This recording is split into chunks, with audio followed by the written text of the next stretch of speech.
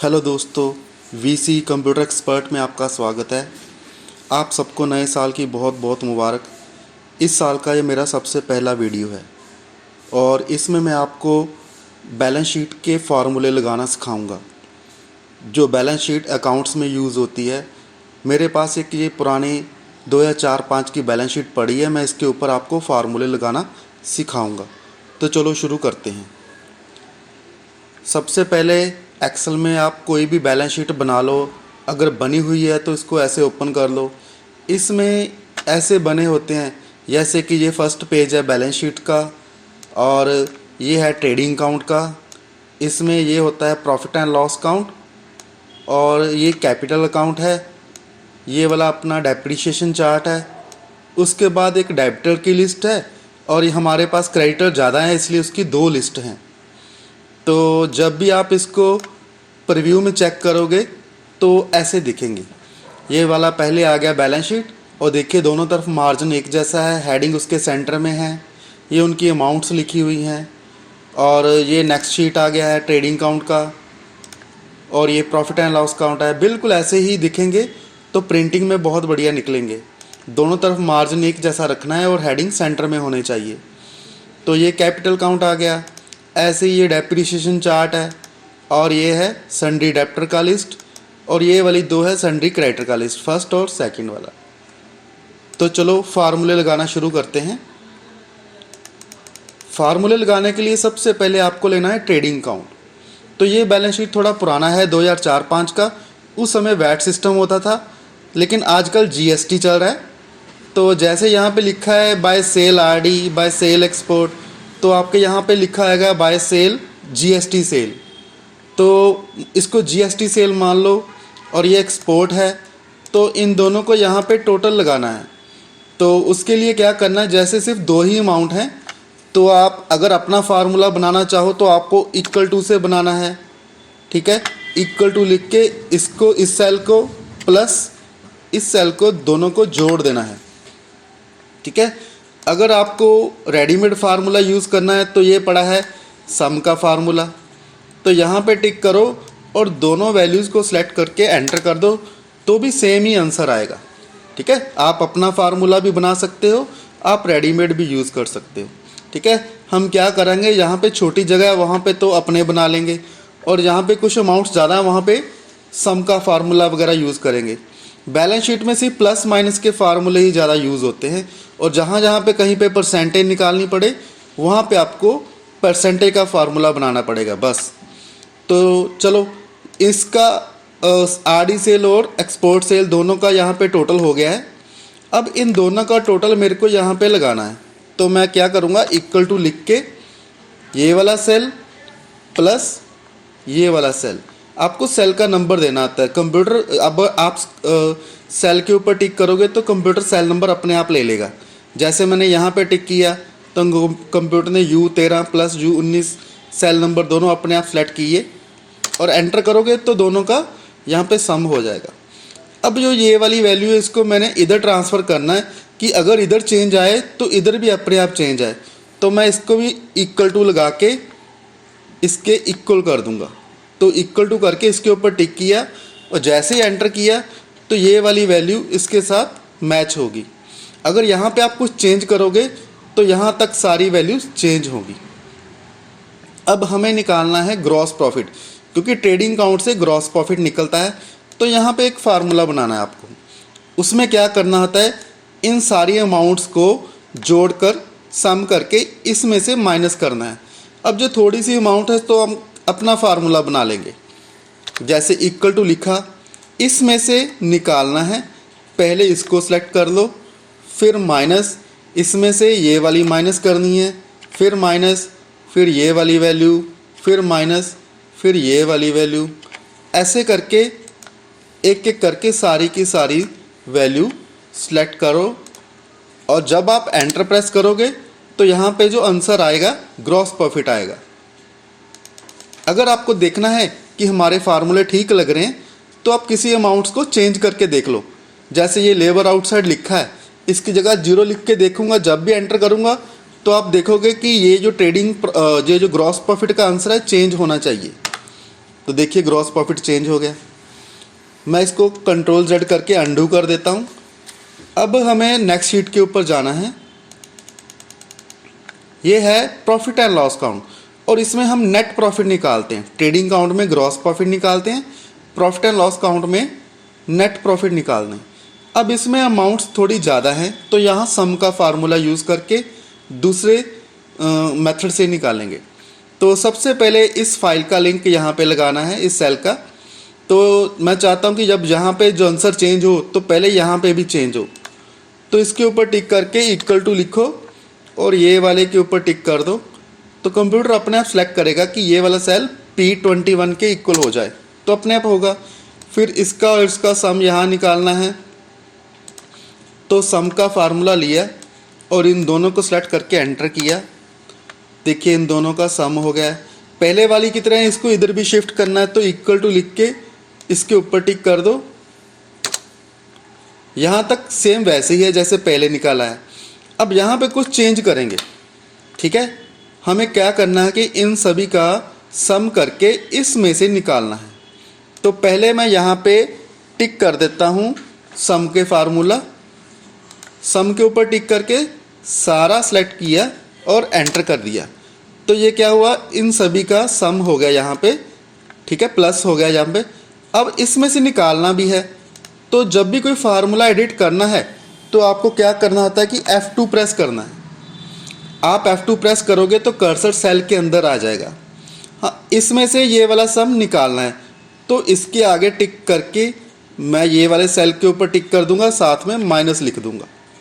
तो होगा क्या, जो AA28 सेल है उसमें से ऊपर वाले का सम लेस हो जाएगा। जब आप एंटर मारोगे तो ये आंसर आएगा, ठीक है। अगर आप इसमें से A28 को पीछे लिख दोगे तो आंसर माइनस में आ जाएगा। आप देख लेना कि आपने उल्ट लिख दिया है। अगर आंसर माइनस में आए तो ये वाले सेल की वैल्यू, सेल का नंबर है जो आगे लिखना है, पीछे उसका सम माइनस करना है। अगर आप उल्ट करोगे तो माइनस में आएगा, क्योंकि कैश कभी माइनस में होता नहीं है, इसलिए गलत हो जाएगा, ठीक है जी। तो सेम ऐसे ही आगे आप पहुंचेंगे कैपिटल काउंट के ऊपर। कैपिटल काउंट में भी क्या करना है कि ये जो हमने नेट प्रॉफिट निकाला है इसका लिंक यहाँ पे देना है। तो सबसे पहले इक्वल टू करके इस वाले सेल के ऊपर टिक करेंगे और फिर इन दोनों का सम यहाँ पे करना है। तो चाहे तो आप सम कर दो, ठीक है, और यहाँ पे भी इक्वल टू लिख के ये वाला सेल के ऊपर टिक कर दो, ठीक। और सेम यहाँ पे भी वैसे ही निकालना। अब क्योंकि छोटी रकम है तो मैं इक्वल टू का फार्मूला यूज़ कर लेता हूँ, अपना फार्मूला बना लेते हैं। इसमें से आपको माइनस क्या क्या करना है, ये वाला और ये वाला दोनों माइनस कर देने। तो देखिए ये वाला अपना आंसर आ गया है, ठीक है। इसको आगे बैलेंस शीट के ऊपर फॉरवर्ड करना है, तो वो मैं आपको बाद में बताता हूँ। पहले चलते हैं डेप्रिसिएशन चार्ट के ऊपर। डेप्रिसिएशन चार्ट में क्या होता है कि जो हम फिक्स एसेट यूज़ करते हैं उनके ऊपर एक साल की कितनी डेप्रिसिएशन कम होगी वो लिखना होता है। जैसे मशीनरी की जो टोटल अमाउंट है वो इतनी है, उसके ऊपर 25% वो कम होगी डेप्रिसिएशन। तो यहाँ पे फार्मूला लगाना है आपको 25% का, ठीक है। तो आप लिखोगे इक्वल टू ये वाला सेल, अब मल्टीप्लाई के लिए आपको स्टार डालना है, ठीक है। इसका 25% निकालना है, तो BA11 इंटू स्टार डाल के फिर ये वाला BD11 सेल दोनों सेलेक्ट करके जब आप एंटर करोगे तो उसका परसेंटेज निकल आएगा। अब इसका 25% यहाँ आना चाहिए, इसका 10% यहाँ आना चाहिए। तो ये सारे के सारे सेम है जैसे मैंने पहला फार्मूला लगाया, तो बार बार फार्मूला लगाने की ज़रूरत नहीं। आप यहाँ कॉर्नर से पकड़ के इसको ड्रैग कर दो तो सारे के सारे फार्मूले अपने आप लग जाएंगे। मैं आपको दोबारा करके दिखाता हूँ। जैसे मान लो ये सारे सेल खाली पड़े हैं, तो जो फार्मूला मैंने यहाँ पे लगाया कि 25% निकले, इसका 25 यहाँ आए, इसका 10% यहाँ आए, इसका 25% यहाँ आए। तो आपको बार बार नहीं लगाना, हमने यही फार्मूला यहाँ पे रिपीट करना है। तो कॉर्नर से पकड़ के इसको ऐसे ड्रैग कर दो तो सभी के ऊपर यही फार्मूला लगेगा। आप चेक करना चाहो तो कर सकते हो। जैसे 25 की जगह मान लो 10 लिखता हूँ तो ये वाला आंसर चेंज होगा जब मैं एंटर करूँगा, तो वो देखिए आंसर चेंज हो गया, ठीक है। अगर नहीं करना है तो कंट्रोल जेड करके वापस चले जाओ। और यहाँ पे बैलेंस अमाउंट निकालना है। किसका बैलेंस निकालना है? टोटल अमाउंट में से डेप्रीशिएशन लेस करके यहाँ पे लिखना है। ठीक है, मैं इन सभी को डिलीट करता हूँ और आपको फ्रेश बना के दिखाता हूँ। जैसे मैंने लिखा इक्वल टू, ठीक है, ये वाला सेल माइनस डेप्रीशिएशन अमाउंट वाला सेल, ठीक है, इसमें से ये लेस हो गया। अब इसमें से ये भी लेस करना है, इसमें से ये भी लेस करना है। तो हम क्या करेंगे, यही फार्मूला रिपीट करना है। तो कॉर्नर से पकड़ के इसको ड्रैग कर दो, सभी के ऊपर माइनस का फार्मूला अपने आप लग जाएगा। और इन सभी का अब टोटल भी निकालना है। तो यहाँ पे तो आप सीधा टिक करो सम और एंटर कर दो। ठीक है, सिलेक्ट करके क्या करना है, सम एंटर कर दो तो फार्मूले लग जाएंगे। ठीक है, यहाँ पे भी सम का फार्मूला लगाना है आपको, तो सम करके एंटर कर दो। यहाँ पे भी सम का निकालना है, तो सम करके एंटर कर दो। अब आपको चेक करना है कि जो हमारा डेप्रीशिएशन चार्ट है बिल्कुल ठीक है। तो उसके लिए आपको क्या करना है, यहाँ पे एक फार्मूला बना लो। जो आपने डेप्रीशिएशन निकाली है प्लस जो बैलेंस अमाउंट का टोटल आया है, उन दोनों को जोड़ के देख लो कि ये वाली अमाउंट इसके इक्वल आ रही है टोटल अमाउंट के। तो देखिए दोनों बराबर आ रही हैं, एक जैसी हैं। तो हमारा डेप्रीशिएशन चार्ट में सही फार्मूले लग गए हैं। अब हम लगाएंगे सन्ड्री डेब्टर और क्रेडिटर को फार्मूले। तो इसमें तो सीधा पार्टी का बैलेंस लिखा होता है। ठीक है, तो इनका सभी का सिर्फ यहाँ पे सम ही करना है। तो देखिए ऑटो सम के ऊपर टिक किया, एंटर किया, ये इसका ऑटो सम आ गया। और ऐसे ही अब हमारे पास जो क्रेडिटर की लिस्ट है ये 2 है। तो क्या करेंगे, इसका सम यहाँ पे आएगा और इसको आगे ब्रॉड फॉरवर्ड करना है। ये जो टोटल आया है इसको आगे वाली शीट के ऊपर ब्रॉड फॉरवर्ड करना है। तो यहाँ पे फार्मूला लगा दो इक्वल टू ये वाला सेल। ठीक है, फिर इन सभी का सम यहाँ पे करना है। तो सेम ऐसे ही सम का फार्मूला लगाओ और एंटर करो ये इसके। तो देखिए सभी शीट्स के ऊपर फार्मूले लग गए हैं।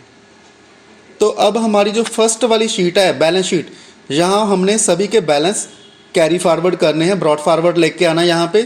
तो जैसे मान लो कैपिटल का लेके आना है तो इक्वल टू लिखो और जो कैपिटल अकाउंट में जाके हमने उसका नेक्स्ट ईयर का बैलेंस निकाला है उसके ऊपर टिक कर दो, तो वो यहाँ पे शिफ्ट हो जाएगा।